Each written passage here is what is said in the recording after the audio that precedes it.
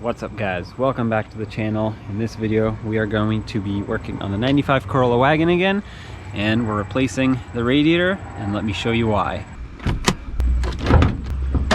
Hopefully this shows up on the GoPro. I think it does. Right here you can see the radiator is completely cracked, and well, you don't really want to drive it like that unless you like taking risks, and I don't like taking this kind of risks. Having said that, let's get started because it's a pretty easy job. In order to only drain what's in the radiator and this top hose here, I'm going to use these hose clamp pliers that basically pinch off this hose and hopefully will restrict most of the fluid or antifreeze that is in this hose. I should probably put them on all the way. I didn't. There we go.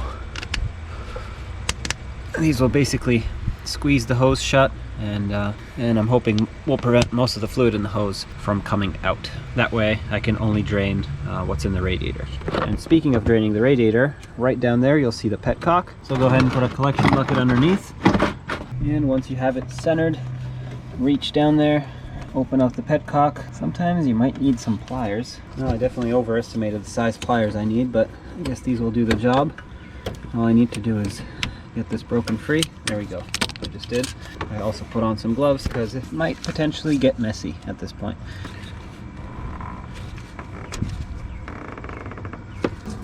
Alright, this is draining. Let's let it drain into the collection bucket. However, it's going to drain much better if you take off the radiator cap. Now, I should have mentioned this at first, but you always want to do this with a cold engine. You don't want the radiator to be hot. You don't want the engine to be warm at all. This car has actually been sitting for 3 weeks, believe it or not, because I have not had time to do this. So obviously this is as cold as it's going to get. Let's open this up, and immediately coolant starts coming out the bottom. Otherwise it just kind of creates a suction in here so it doesn't come out. If you have a clean collection bucket, you can definitely save your coolant and reuse it. I have new coolant. I'm just going to put new stuff in. This is already a few years old, so I'm not worried about it. I can recycle this. Definitely recycle your coolant. Don't throw it down the toilet or something, or in your yard. Don't do that. And while that's draining, this is a good opportunity to disconnect the top hose and then pull off the radiator fan. That way we can clear this area and get this ready to be removed. You can use some pliers and just squeeze the clamp, pull it off of the hose, or the end of the hose I should say. And then sometimes these hoses can be stuck. Mine isn't, so I can easily twist it off. But sometimes you can, if it's stuck, you can take pliers and give it a gentle twist like this. Just don't crush the hose or break it in any way. You know, you want to be gentle with it.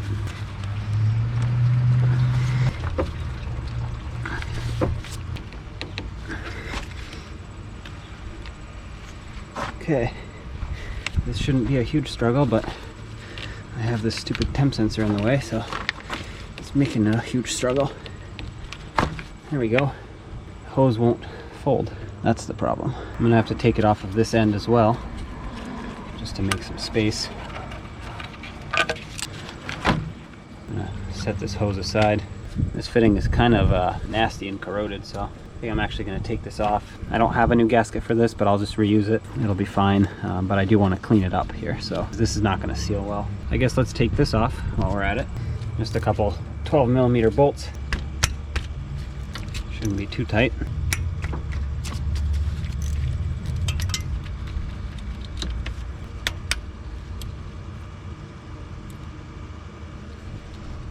Well, the gasket broke. I'll just use some RTV. Oh, actually, pretty sure it had RTV already. All right, well, that's fine. At least we'll get that cleaned up, sealed up, and know it's done right. And I'll bring a razor blade in a little bit and clean up the surface. For now, let's just continue with disassembly and replacement of the radiator. This is secondary. Let's finish our job that we started. Over here, there's this hose that goes to the overflow tank. Take that off as well, set it aside. And over here, there should be two 10mm bolts at the top. I only have one. Oops, going the wrong way. The other one looks like it's broken, but that's fine because the new radiator comes with new inserts here, so we'll be able to thread in a new bolt. Okay, this one's out. Unplug the fan. These, oh no, that's not the fan, that's the oh, never mind. All right, so that's not the fan, that's the O2 sensor. The fan connection is, oh, it's down here. We got to pull it out first. If you follow the fan straight down in the middle here, it's hard to see, but there's another bolt at the bottom that holds this on. I thought that was going to break. Okay, take that out. And now just pull it straight up, kind of wiggle it out of place. I guess I do have to unplug the fan now. Won't really, there we go. Won't come up any further. And there it is. Set this out of the way. Now that this has drained, I'm just going to close the petcock. That way it prevents any further mess. And we can remove the lower radiator hose next. And as you can see right here is the lower radiator hose. Oops, give me that back. Oh, I put the clamp upside down. Why would I do that to myself? I think it's because I had the skid shield off when I put this on, so I thought I could get it from underneath. But either way, let's get a little, I think that's a 7mm socket for these, and we'll take that out. Well, I was wrong. It's an 8. Either way, let's loosen this up. There's one big clamp. Must have not had a smaller one. Okay. Pull this out of the way. Let's slowly pull this hose off. Keep in mind, coolant might want to come out of it. Yep. I'm gonna stuff my rag in here just to prevent further spillage. Soak up all of this coolant that's in here. I'm just trying to not get the driveway wet, that's all. Alright, stuff this rag in here. That'll hopefully prevent most of the fluid from coming out. At this point, you have 2 bolts holding this radiator in, 2 12mm. One over here. Ignore my professional wiring here. At least it's got heat shrink. There's one, and there's one, and another one over here.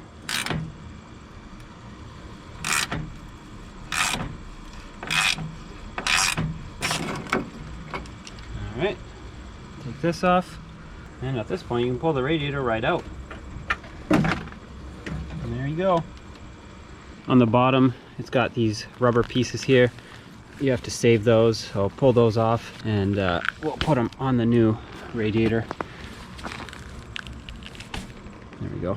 All right, let's put these 2 rubber inserts back there so that when we drop the new radiator in, it can just seat itself into position. Make sure they're pressed in all the way. And of course, now's a good time to clean any spillage that might have occurred. And I grabbed a razor blade. I'm just going to scrape off the old RTV here and also some of the existing corrosion, and I'll clean up that pipe. We'll RTV it back on.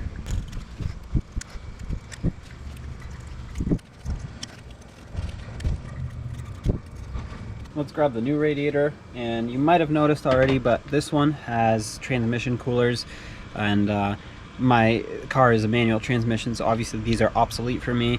I'm just not going to hook anything up to them. Of course, if you have an automatic, you would have had to already disconnect your transmission cooler lines. I don't have one, so I don't have to worry about it. And one thing that I almost forgot is always double check the petcock on a new radiator, because sometimes they come loose and you don't know until you go to fill it up if you don't check it. Don't ask me how I know. Anyway, drop it down, line it up with the 2 rubber bushings down there that hold it in, and once it lines up, give it a little push and it should fall into its spot. That looks good. Let's put the 2 mounts on. I mean, you know, whatever's left of them. If you have any sketchy wiring like me, go ahead and put that back on. Snug it up. And of course, put the other side mount in as well. Nice and snug. Perfect. Next, I'm going to put on the lower radiator hose. I'll try and be quick because there's coolant in here. And it's built. Alright, let's put the clamp on. This time I'm actually going to put it facing the top, because that I think makes a little bit more sense. When you put the clamp on, make sure you put it kind of halfway in between the beginning and the end of this fitting. So the fitting ends here, starts here, so just kind of halfway. That's a good point of reference. And if you're using one of these worm clamps, just make sure you don't over tighten it because they strip out easily.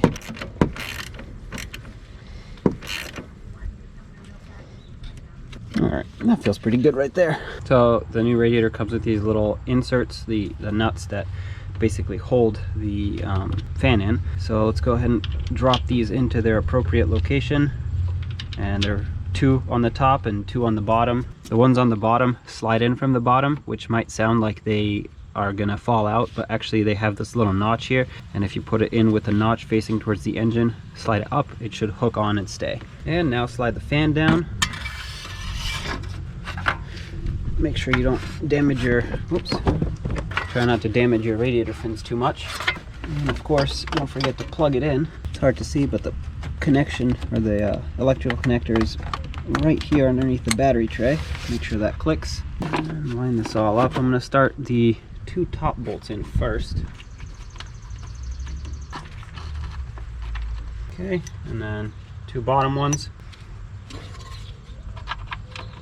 Snug these all up. There are 4. I'm gonna be honest, I only put 3 in, these 2, and then the one straight down here. It's impossible to reach that one. Well, I mean, it's possible, but it's hard to reach, and it's gonna be just fine without it. So if you don't want to put it in, don't do it.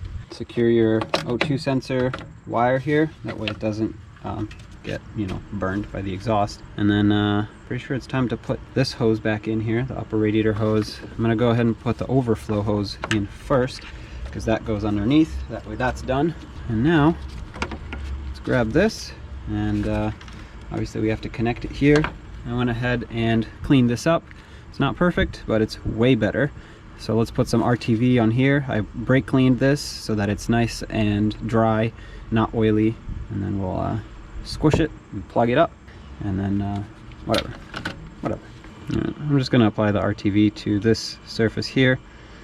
Not a lot, just a little bit, just enough to seal it.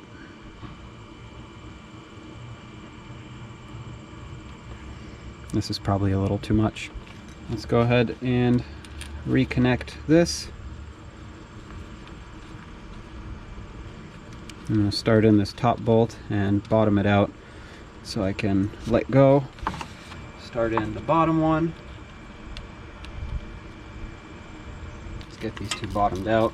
I'm not going to tighten them yet. I'm going to wait probably like 10-15 minutes for this RTV to set, and then I'll tighten it fully. For now, I'm just going to bottom it out.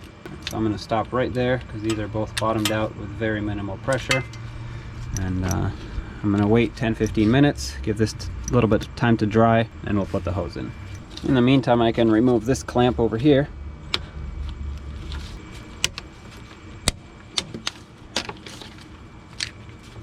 There we go.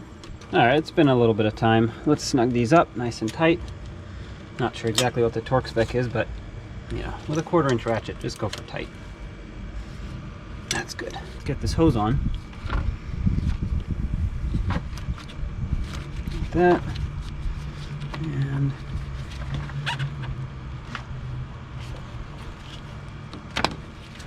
like this. Perfect. Definitely harder than it should have been, but oh well. Get the hose seated 100% all the way, and then when you put the clamp back, I like to put it back in the same spot that it came off of. These marks actually are imprinted all the way into the hose, so it helps it seal up better. And this applies to both sides.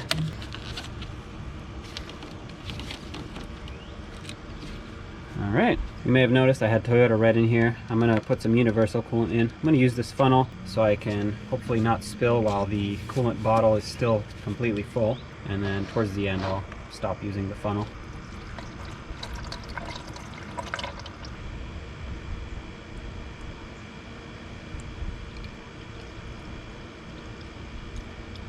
I'm just going to go until it fills up to the top, and then I'll run you through the bleeding procedure. If you have one of those spill-proof funnels, those are a lot more efficient and more convenient, because not only do you not spill, but you can bleed it with that funnel. So you put that on here, and it makes this the highest point in the cooling system, which means naturally air is going to want to come out of it. So it makes things a little bit easier. I just don't have one. I should, but I don't. The good news is these engines are very easy to bleed coolant-wise, so it should be pretty easy. Okay, well, looks like we've reached the top. What I'm going to do now is I'm going to put my hand over and gently massage the hose. That should bring up some air that might potentially be in the system. Okay, well, looks like we're good. So at this point, you would want to start the vehicle, obviously check for leaks. I have none. And we'll let it run and warm up.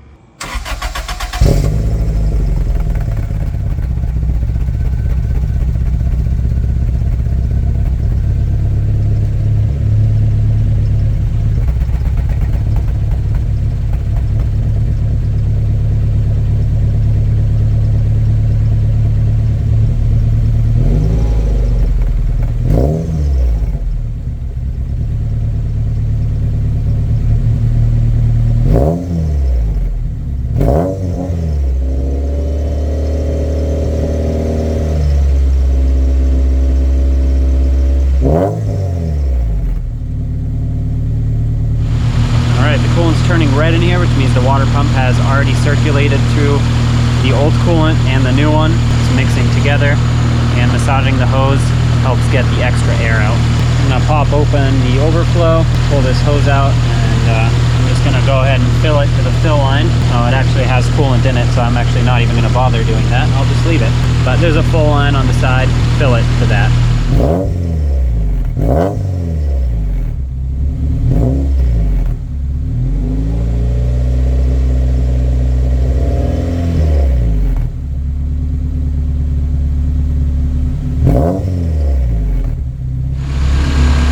That should be good. Let's shut it off.